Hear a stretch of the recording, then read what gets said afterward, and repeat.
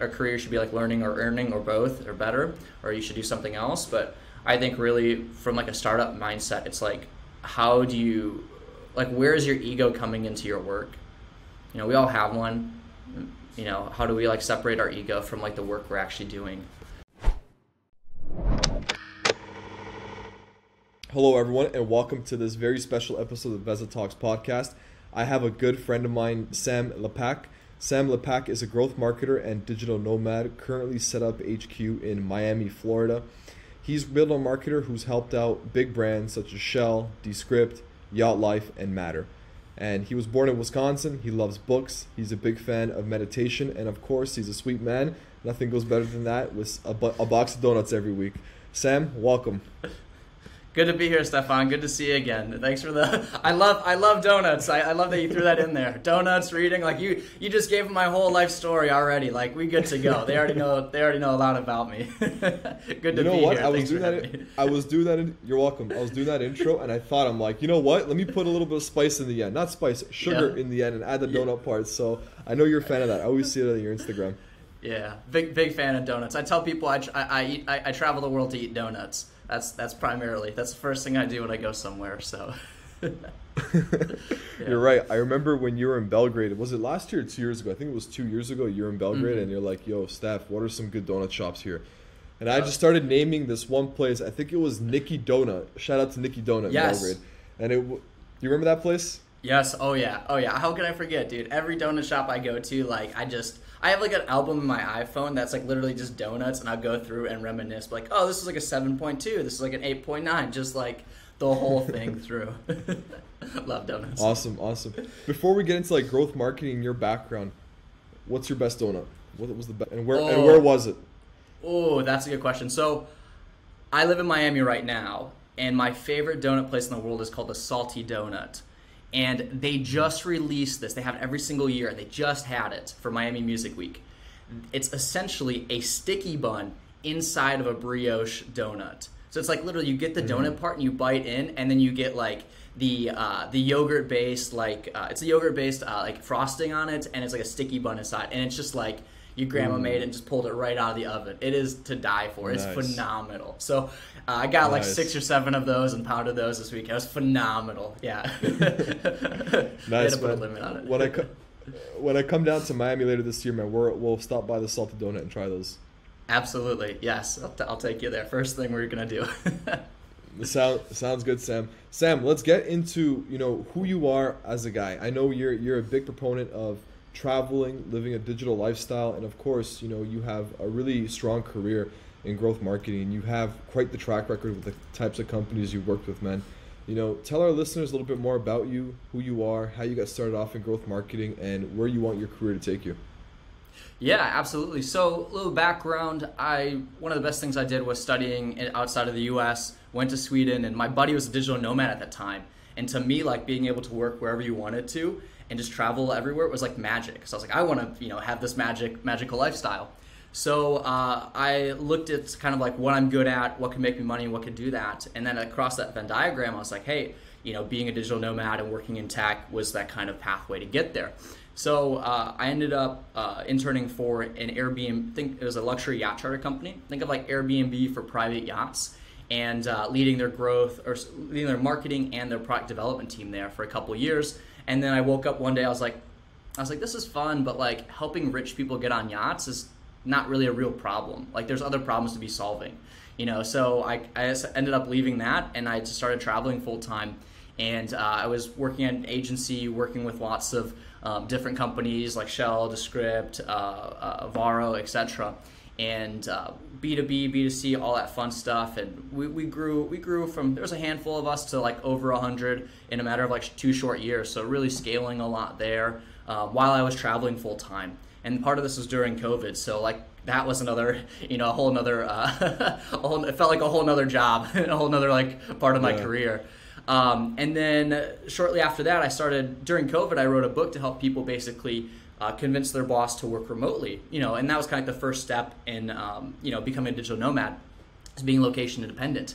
And I was helping a lot of people with that. And somebody's like, hey, can I like pay you to like be my coach and help me do this? And I was like, sure, why not? So I helped some people during COVID do that, and then I transitioned to doing like part-time just consulting work and then full-time on that business. But I'll be honest, what ended up happening was I ended up doing something that I wasn't happy with to make money, and that's ultimately sometimes like when we're kind of faced with that, and I was like, I'm making money, this is doing okay, but like I'm not happy with it. So I just took like 4 months off and said like, hey, like asked some of those big questions like what's really important, because these are some of our best years of our working lives and career before potentially other responsibilities, etc.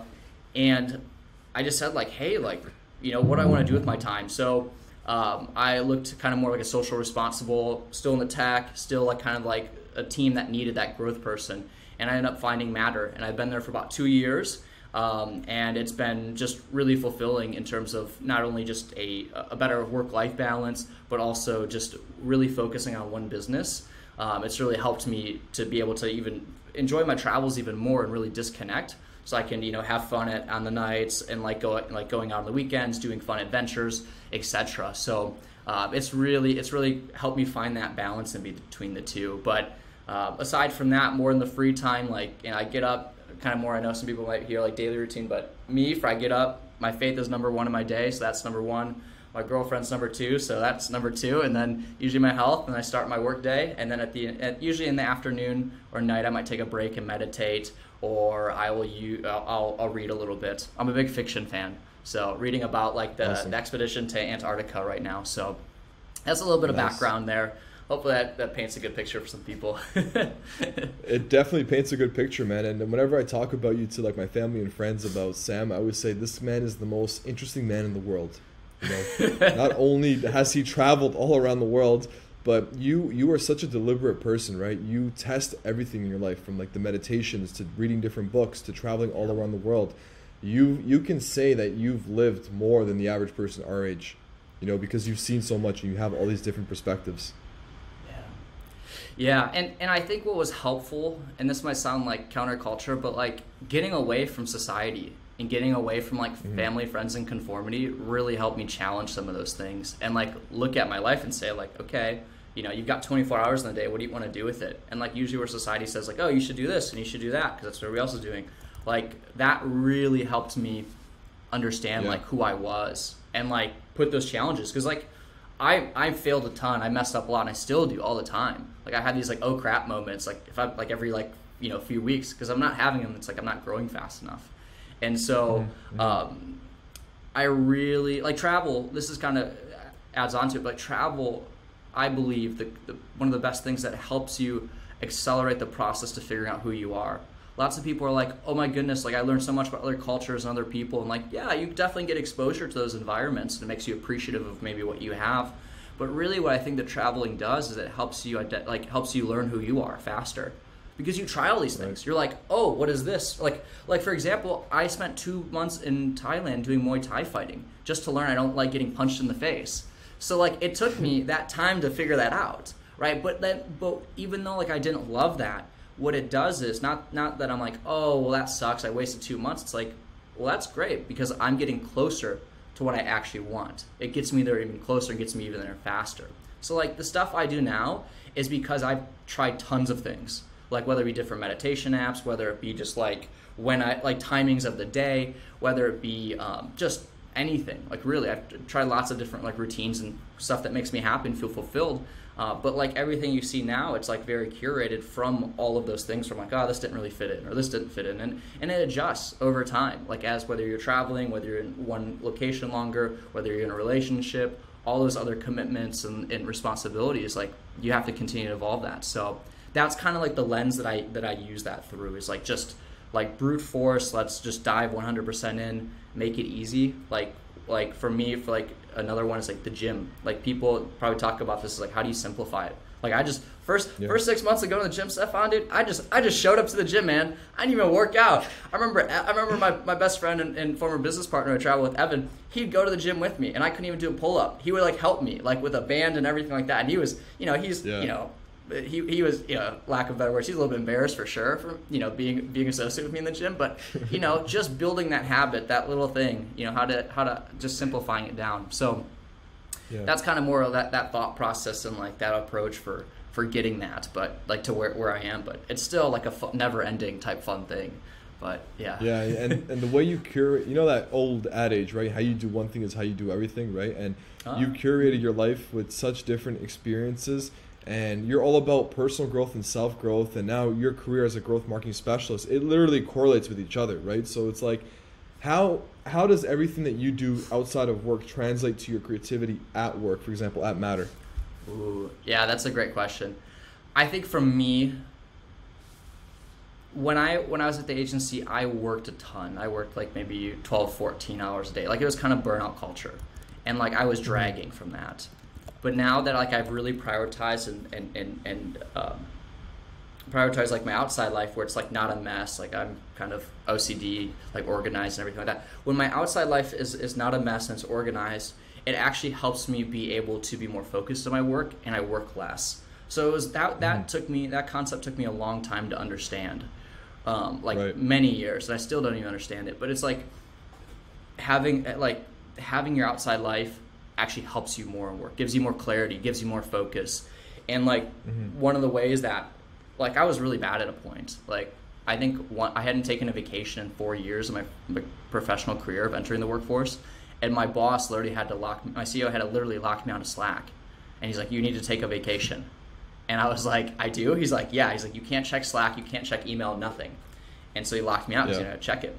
And he asked, like, and it didn't really click for me and at that time. But then like a few weeks later, he asked me, he's like, Sam, what do you do every night? I was like, I go to sleep. He's like, why do you sleep? I was like, because I need fuel for my body to rest, to do things. He's like, that's exactly why you take breaks. That's exactly why you stop working, because it's fuel for your work.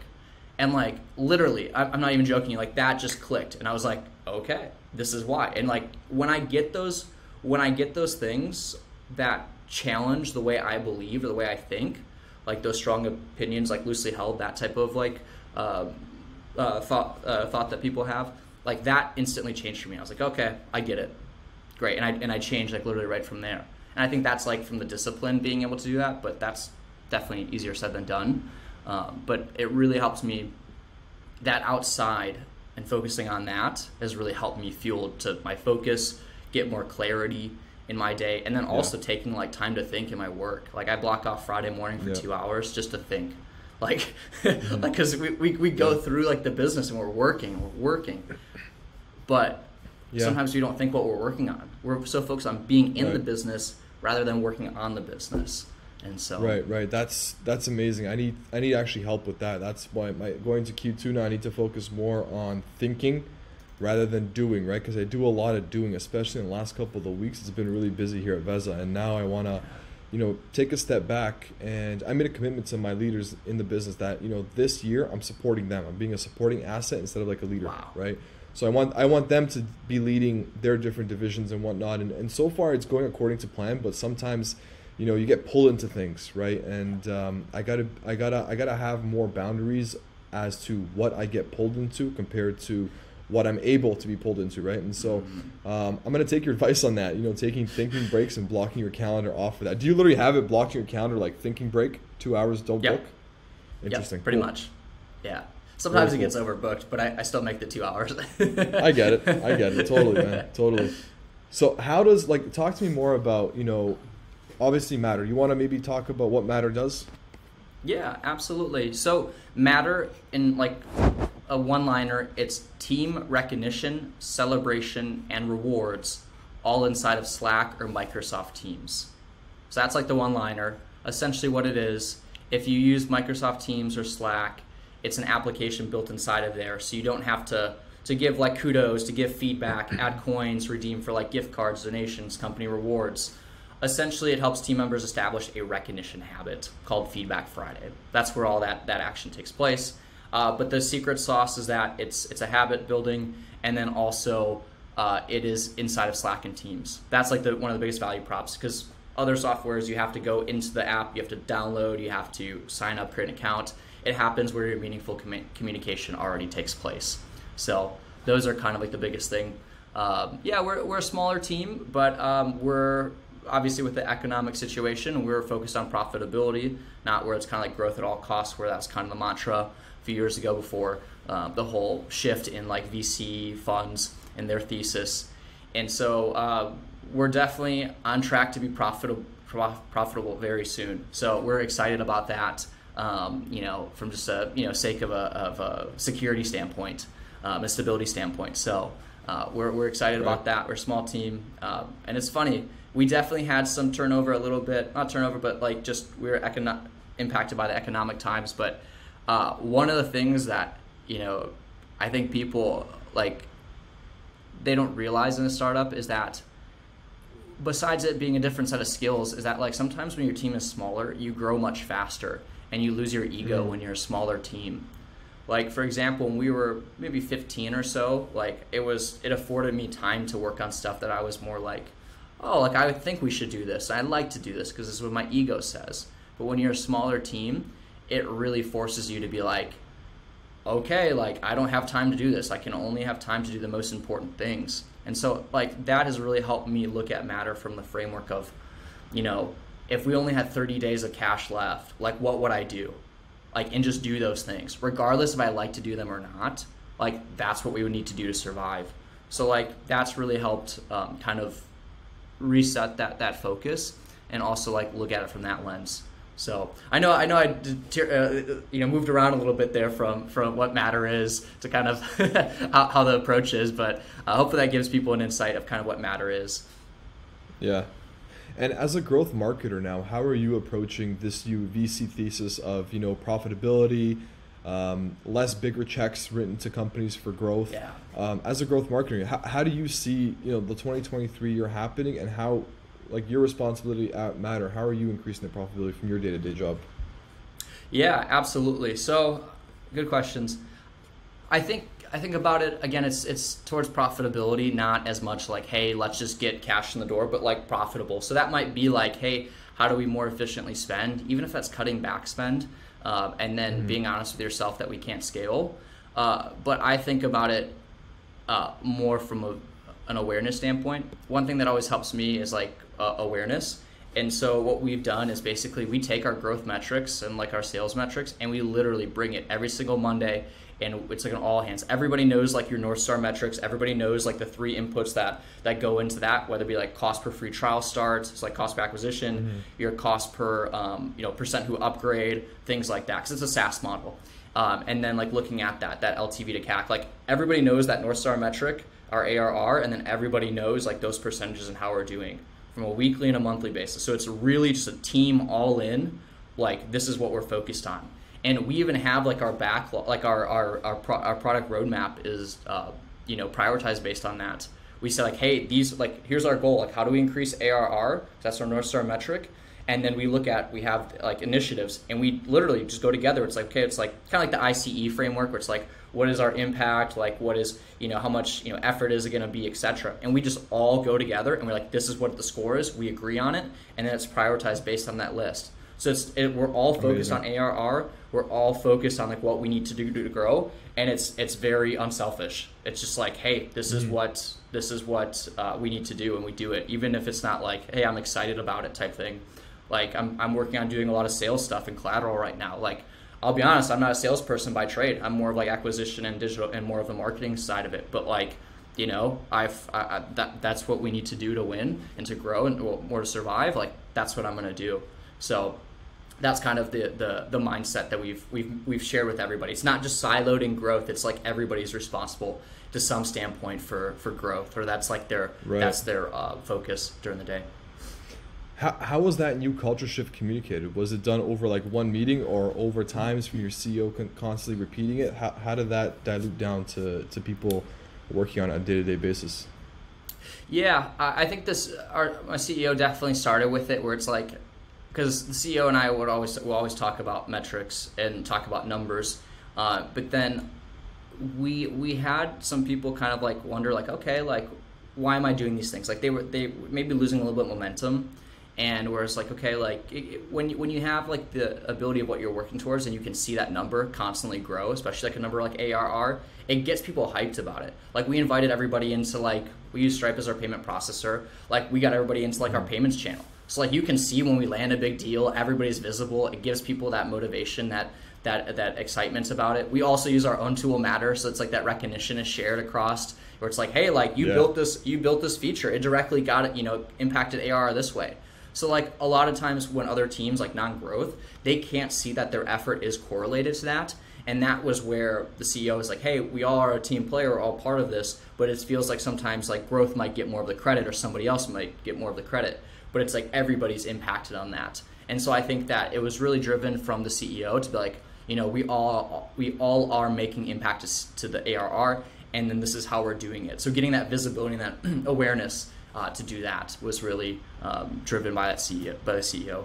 But maybe to directly answer your question, the last part of your question, it started primarily with the conversation between the CEO and myself to say, hey, how can we do this? And that was just bringing it more into like, stand-ups, weekly planning, and then making the dashboard available to everybody, more visibility in Slack channels, etc. Got you. No, that's really good. I think a lot of companies are taking a very similar approach. Whereas you're product-based, our industry is service-based, so a lot of service-based companies are starting to scale back. But based on like what I talked to with our advisors and the rest of our partners, like a lot of agencies are actually scaling up now because it's a cash flow business. Our services are going to be in demand, whether it's an up market, whether it's a low market. People are always going to want digital marketing services, whether it's web design, SEO, demand generation, CRO, anything for that matter, right? And so we took a little bit of a different approach at Veza. We're now in an offensive mode where we're now Nice. taking up market share, investing more in SEO, investing more in PR, scooping up some talent here and there wherever we can. And we're probably going to do this up until the end of Q2, beginning of Q3, and then Q3, Q4, we're going to take a more of a defensive position and really just hunker down and focus on our white label marketplace and start growing that side of the business out. But until then, we're going full speed ahead. We're growing. We're getting more market share in specifically the B2B SaaS space as a service provider, and it's been great. We invested a lot in tools. Our PR campaign just started now on last Friday, so getting a lot of good hits on there. It's good, man. And this podcast too, like this for us is not only as a brand building tool, but it's a voice. It's a voice for people like you who are marketers, who live a really interesting lifestyle, because all the people at Veza, they follow a very similar culture and lifestyle as well. And our client and partner companies are also in that sphere, right? So when we were planning out this VezaTalks podcast, I made a short list of people I want to speak to, right? Obviously, you came on that list, right? Because I'm like, what? Sam is the ideal person. He's a growth marketer. He works at a SaaS company, and he lives an interesting lifestyle. On the list, let's go. I don't know if it's a good interesting or bad interesting, but you make your own. It's a good interesting. Yeah, let the listeners find out. Thanks. Yeah, man. You're welcome. Go ahead. Go ahead. Yeah, I love that you focused on like offensive or defensive modes and like broken it down by quarter, because like I'm assuming it's probably maybe a little more cyclical business too, where it's like in like the holiday months towards the end of the year, it's like okay, people are kind of like in vacation mode and they're getting ready for the next year. So I love that you broke that down and like you're focusing on like the bigger picture of that, especially like as a leader, and you've really empowered, as you were talking about earlier, like empowered team members to be like, hey, like how can I be supportive of you? That's like the ultimate leader in my eyes. Like I've never felt more supported by my CEO now. Like he's just awesome, like just to be empathetic, listen to, throw ideas out there. But like he gives me that trust. He's like, hey, I believe in you type thing. And I think that's great. And I love, hearing that you're doing that with your team. That's awesome. Yeah, definitely, man. It's going to be a really interesting year, a really interesting 2023. There's a lot of things moving in different directions, and what I'm most excited about is this podcast we have running and our white label marketplace. But as to me, it's like, I'm giving a platform to people like you to really share their experiences, because my team's going to be listening to this. I know the teams at our partner and client companies are going to be listening to this podcast. We have a pretty large newsletter of people that, we've worked with in the past. And so, whatever you say and your voice is going to resonate with someone, right? So I want this year, I want this platform to be an educational part of Veza Digital as VezaTalks, and bring on leaders like yourself, man. So I have a question for you. Well, it's a question for you. That's a question for yourself. All right. So what's one question I didn't ask you that you would ask yourself? Oh, that's a good question. One question I didn't ask. You got me here, Stefan. I think maybe a mindset or something like that, like how I think about like work versus play, like kind of encompassing motto type thing. Maybe, I don't know. That's maybe the one thing. But like I think a lot of questions you've asked have been really great. I appreciate giving me like kind of an open mic and the style that you have in the format. I think that maybe like I was thinking about it actually before. I was like, okay, maybe like kind of anticipating like what you might ask. And I've been asked maybe just kind of like, oh, what do you think about, like, what's something that like kind of like encompasses like life, or how you think about like work. And like for me, I think from like a life standpoint, it's just like I kind of live my life by this, and it's evolved, but it's just kind of like it's important just to take a step back from your life and ask yourself, like, are you having fun? And like if you're not having fun while doing it, like, whether or not, I mean, you don't always love your work and everything like that, but if you're not having fun, like, what are you doing? Like, something needs to change, right. Whether it be like in your personal life, whether it be in your professional life. If you're not happy and having fun, like, do something about it. You know, you can choose to be happy every single day, and you wake up, like, you're in full control of doing that. So, you know, that's something within your reasoned choice. So I just, you know, maybe that's kind of a lens for people to think about. Again, like kind of I mentioned from like a work standpoint, like mine used to be, like, I think for some people it's stereotypical. It's like, you know, a career should be like learning or earning or both or better, or you should do something else. But I think really from like a startup mindset, it's like, how do you, like, where is your ego coming into your work? You know, we all have one. You know, how do we like separate our ego from like the work we're actually doing?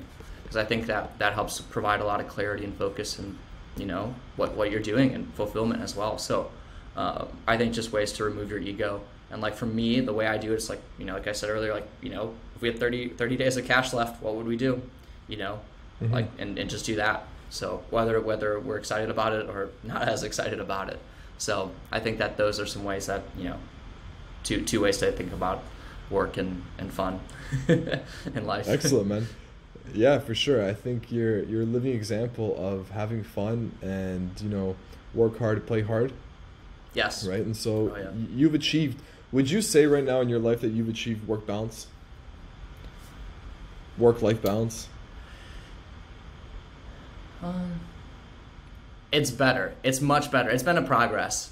Like, I don't think I'll ever get to like, I think 90-year-old Sam, this is how I kind of look at a lot of like making a lot of decisions, especially big decisions in my life. Like, I make it from like 90-year-old Sam on his deathbed looking back. Or hopefully 90 plus, knock on wood here. It used to be 80 and then I went up to 90. But I look back and I'm like, healthy lifestyle. Sam, yeah, exactly. Yeah, a few years ago, no, I would have been 80. If I would have touched 80, we'd have been good.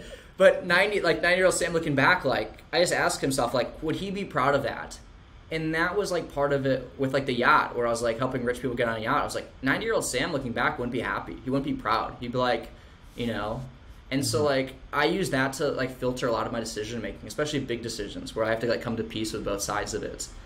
And yeah, I think I think Sam at that age, a 90-year-old Sam would be, I think he would see progress in the work-life balance compared to where I was a few years ago. I think there's a lot more to go, whether it be like focusing more time on my faith, whether it be like on relationships, etc. But I think he'd be happy with the progress I've made.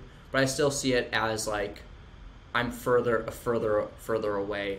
You know, there's more to be done. You know, but don't mind the gap, mind the gain sometimes too. You know, like all the progress that you already have made, rather than look at this like the end of that gap where it's like, oh, I'm never going to get there because that's perfection and that's unrealistic and unhealthy to strive for. So I think I'm making progress there. Yeah, you work with a lot of mental models, right? Where it's like you're looking at yourself at 90 years of age and like you look back and say, okay, how do I come to peace with both sides of this coin that I'm going to make a decision on, right?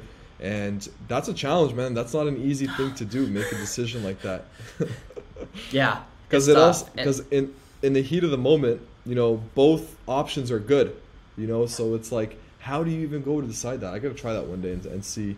because I got some decisions to make soon, as well on a personal level and a business level, and I just got to make sure that I'm, satisfied and happy with what I've decided to do. And I'm going to try that mental model out. What are some other mental models you use? Oh, I actually have like a whole set of frameworks. Now you're gonna think I'm really like nerdy, and like this side of me, you're like, oh my goodness, this guy's like a robot or something like that. I I have these other frameworks I've like accumulated over time and made spins onto them. So like I basically the goal of it is like all awareness. So like I believe like kind of in the yellow car phenom, where it's like if I were to give you $100 for every yellow car you'd see, you'd start seeing a ton of yellow cars, right? And so you just have more awareness, it's more a part of your life. So I have some frameworks that I use. I use like a spreadsheet of life. Basically, it's like holding me accountable. It's literally like bullet points. Like, what are 3 fulfillment points of my day? And then I basically do like, did I work out, meditate, faith, and then read? And it's just like to help me keep on track there. And then I have a weekly journal. I take 10 minutes a week, end of Sunday, reflect. 3 fulfillment moments, 3 wins, and then a short thing like a quote or something like that that really impacted me a moment in the week. And then besides that, every single like quarter, I do either like a fear setting exercise by like Tim Ferriss, a life list by Jean-Paul DeJoria, or a false belief framework. I do those like rotating every quarter. And it's just like 10 minutes, 10, 15 minutes. Like it's really simple. It sounds like intensive and aggressive. It's not. It's very simple. And then every year, my birthday, I take the day off of work and I write a birthday letter to myself. I basically reflect on the last year, month by month, just kind of like, 1 to 2 sentences. And then I foolishly predict the future year. And then one day I'll have like a birthday book. So I've been doing that for maybe 3-4 years.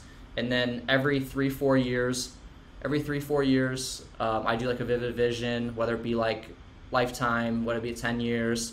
I mean, and it might, again, sound like a lot, but I try to keep it time boxed to 15-20 minutes, what I really think about that. And then the most important one, and the most important one that I do is basically a personal values and beliefs doc. It's basically I read it every single month, the first Saturday of the month. That's when I do these things. And I literally just read down my like 10 personal values and like maybe a few ways I view the world. It's just bringing awareness. That's all it is. It might take me a minute to read the doc, but I just do that. And then I'll maybe update it every, 2-3 years. And it's cool to see like, if you really want to look back, I usually don't, but it's like you can see like, how your views and what's important to you has changed over time and how you view the world. So those are some like frameworks that I do. Again, it sounds like a lot, but it's very simple. It's very short. But it's important for that awareness to have those things that you are focused on in life and that do bring you fulfillment and do bring you happiness, that you move towards those. Excellent. Sam, whenever I speak to you, I feel like I get 1% smarter after listening. I hope all the listeners feel the same. That's funny. You give me a lot of ideas. I'm just like, talking about all these different things. I'm like, man, I should be doing that. I should do that. Good point. Wow, really good. The thing I struggle with sometimes is like when I start something, I don't stay consistent with it unless it's really, really interesting. The one thing that I'm consistent with is praying. I'm consistent with journaling every morning. I'm consistent with the gym, and I'm consistent with work. All those other things that you mentioned, it's kind of all over the place, and I got to do one thing really well, build a habit, and then go to the next. Like meditation for me, I don't want to open that book. Like I even tried today. And I just couldn't do it. My mind is running at 300 kilometers an hour, 300 miles an hour, excuse me.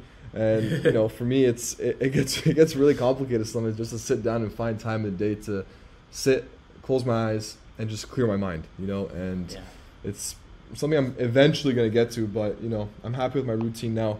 But I will try that mental exercise of being 90 years of age and looking back at my decisions that I have to make.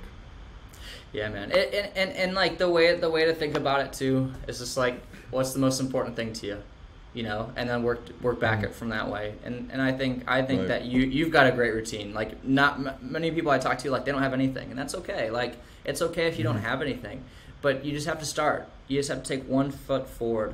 The biggest thing is not like taking a step forward, but it's not just taking steps. It's about making forward progress. Progress can be like all over the place, but all it is just 1 foot in front of the other. Even though if you might not see the light at the end of the tunnel, you need to have that blind faith, or that blind, trust in yourself and that faith to continue moving forward when you don't, see the light at the end of the tunnel. And celebrate. I think one of the biggest things that people don't do is celebrate, whether it be big wins or small wins. Like when either like Evan and I, like we get a raise or something like that, or something happens, like we go out and celebrate, or like if something happens, like I'm finishing up a podcast I've been listening to, it's a series, a challenge, on the Hollow app. Shout out to Hollow, they're a meditation, Christian or faith-based meditation app, and I'm gonna do Bible in a year, and I'm gonna, for 365 episodes, I'm gonna celebrate that. I'm gonna do something. Just something small, even though it seems so insignificant, finishing up, like a series, a podcast series, like that's important to celebrate that, build on that momentum. And people just sometimes don't take a moment to pause for beauty or pause to celebrate, because life will go by pretty quickly. So hopefully, exactly. Yeah, but love the momentum you're making. That's awesome, dude. I'm really proud of you. Thank you, man. Thank you. Yeah, it wasn't easy. It's one of those things where, you just got to show up every single day, roll with the punches, roll with the claps, and, just be consistent with that one thing, right? And for me, I was able to create a lifestyle similar to yours, where I have a base in Eastern Europe, but I'm able to travel anywhere in Europe, anywhere I want in the world at any given point, right? So I'm really excited about this year because November 1st, I'm moving to Dubai, and I'll be there 6 months of the year. Thank you. Setting up base over there, so it's going to be interesting.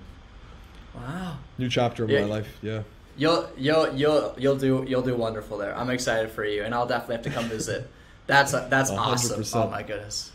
Maybe not in the summer. 100%. I went there like a few years ago, and there was a summer. It was like 40 degrees Celsius. I was like, nah. Like I went in the ocean, and I'm not even joking. It was hotter in the ocean than coming out. Like, I got to there. I was like, oh, turn around. I ran out, and I was like, cooling down outside of there. Oh, it was beautiful. Don't get me wrong. It was too hot, so I got to come at a different time of the year. For sure. I'll be there. Like my goal is to be there November 1st till March 31st or March 1st.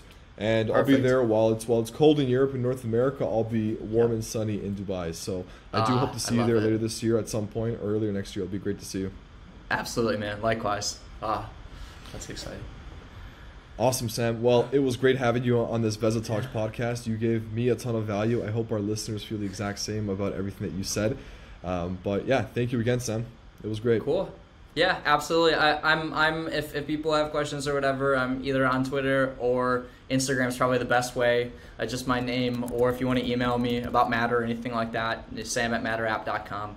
But yeah, appreciate the time and great conversation as usual. I'm excited to see you again. I know when we've seen each other, we've been all over in Belgrade. We were in Budapest. That was a fun day. I was thinking about that. That was a good time, man. So I'm excited to see you again wherever in the world it may be. I'm sure that our paths will cross before we know it.